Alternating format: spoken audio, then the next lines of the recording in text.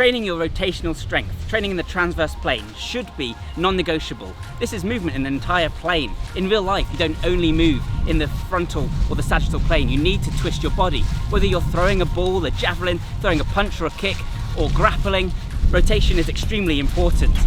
However, a lot of training programs don't include anything for rotation. If you're following a conventional bodybuilding program or powerlifting program, there's a good chance you aren't training your rotational strength at all. And if you are, you might not be doing enough. So today, I'm going to talk you through a bunch of different rotational exercises you can do and why they're so important. And as it would happen, somebody has left some bands here attached to this tree, which could come in handy.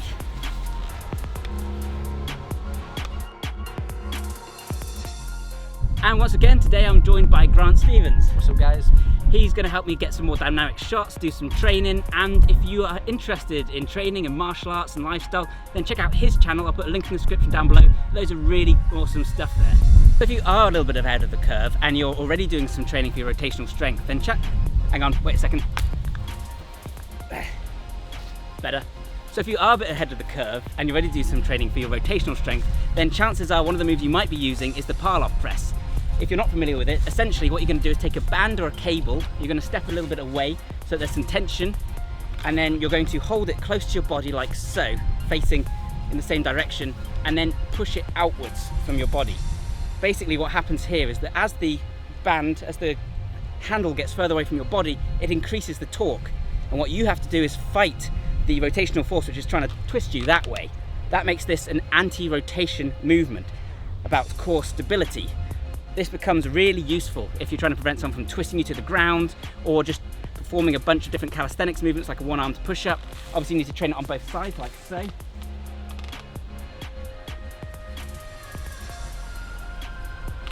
And this is a really useful tool to include in your arsenal.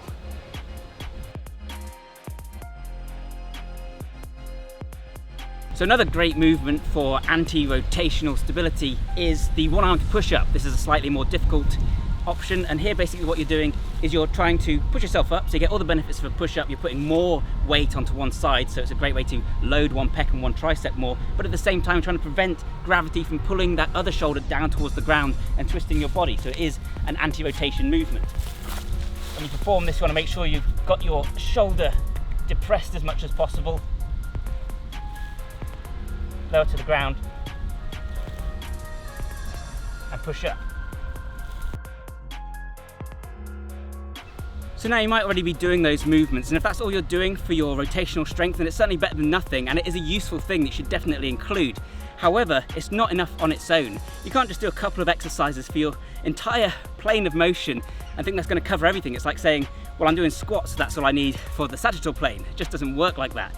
So when you perform movements like this, the very nature of an anti-rotation movement is isometric. So you're only strengthening yourself in that one position with a little bit of spillover, but there's no range of motion. You need some fully twisting movements as well if you're going to be able to develop strength from every angle and really tap into as much power as possible in those positions. This is where some other movements come in, and some other things you might already be doing include things like Russian twists and twisting sit-ups. These are also great exercises, and you should of course be doing them, but they have their limitations as well. First of all, there's not that much resistance, they're not that explosive, so you're building strength, endurance and improving your proprioception, but you're not building a lot of strength and explosiveness in those ranges. At the same time, you're only rotating your core, because rotation doesn't just mean core rotation, rotating your waist, it also means hips. When you rotate your hips and your core together, that's when you develop real power. When you throw a punch, when you throw a ball, when you're moving, you need to be able to move these things at the same time, and you need to be able to ground yourself and drive yourself off the ground to develop that power. So we need to train this, but I'm not saying that Russian twists aren't useful, because being able to also just move your upper torso is useful in order to learn that proprioception. A lot of us are very tight, we don't rotate much at all in our daily lives, and as such we forget how to move those parts of our body independently. You might have tight QL muscles, for example, which can limit movement in this range, and it's also just feeling yourself moving in that area. And so obviously you might also want to do some targeted mobility work for the thoracic spine, rotation in particular, and you can do something here like the crab reach that I've talked about before. Basically just get into the crab position, but then reach over and behind. That's perfect because you're getting in that rotation but also some lateral flexion for the spine and some extension as well. So like I say, you need to be able to rotate the core on its own, but you also need to be able to rotate the core with the hips to really drive power through your body. If you were throwing a hook, for example, you wouldn't twist just your upper body, you'd be able to develop barely any power that way. You want to throw the hips in as well, and the same thing goes if you're throwing a ball, throwing a regular cross, or really engaging in a whole range of motions. Fortunately, there's lots of ways that we can train this too. Like I say, when you're punching and kicking, for example, you need to rotate through the hips and through the core, and that's actually a great way to practice this. I've said this before, even if you're not planning on being a fighter, you're not interested in martial arts, throwing punches and kicks and doing shadow boxing and heavy bag work is a fantastic workout, not just for the Metcon, but also for proprioception, for building rotational strength and explosiveness. So I highly recommend that you incorporate this in your training. At the same time, there's a bunch of other things you can do. For example, one of my favorites is the med ball slam. So you've got the rotational slam, you've got the shot put throw, anything that involves twisting the body as you throw the ball, and you're going to drive through and really build that ballistic power. This also works the serape effect, which I've talked about in the past, which is the kind of sling of muscles that you engage when you use movements like a throw, and it's one of the most powerful movements that the human body can perform, so it's a fantastic thing to be training.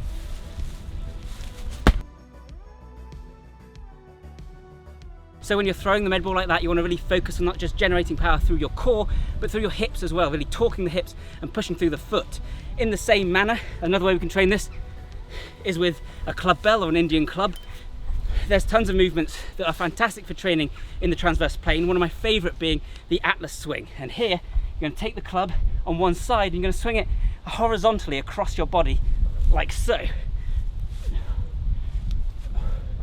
As you do this, you're transitioning the weight from one foot to the other, and you're driving through the hips as much as you're driving through the core.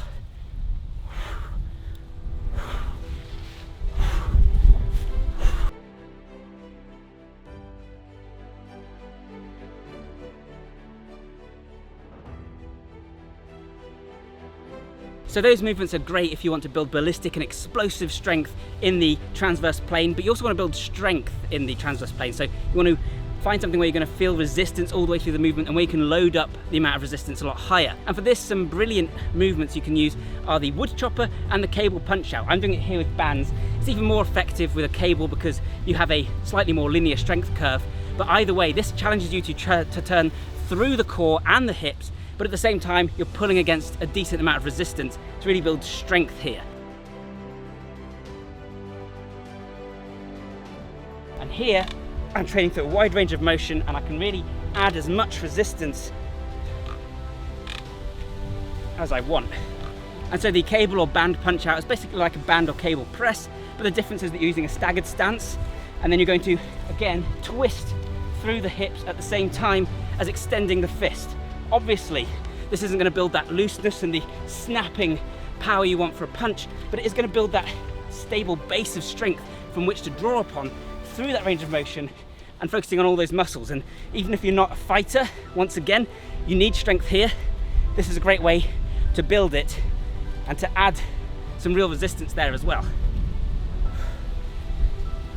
So there are some exercises and some ideas for training your rotational strength, and the key here is to use a combination of these things as usual. So you want to train anti-rotation, you want to train through a wide range of motion, you want to train just the core on its own, you want to train the core with the hips, you want strength, you want ballistic strength, and you want explosiveness. If you do all that, you're going to have a fantastic core that's extremely powerful. Thank you so much for watching this one, guys. Let me know in the comments down below what you do to train your core. A huge thank you to Grant Stevens for coming and filming again today. Be sure to check out his channel if you want martial arts and training tips. I'll leave a link to that in the description down below. As usual, if you like training that focuses not just on building strength and aesthetics, but all-round mobility and performance, even brain training, then check out my ebook and training program, Super Functional Training. There's a discount on and a link in the description down below. Thank you so much for watching this one, guys. Please like and share it around if you would. That helps me out immensely. And I'll see you next time. Thanks for watching, and bye for now.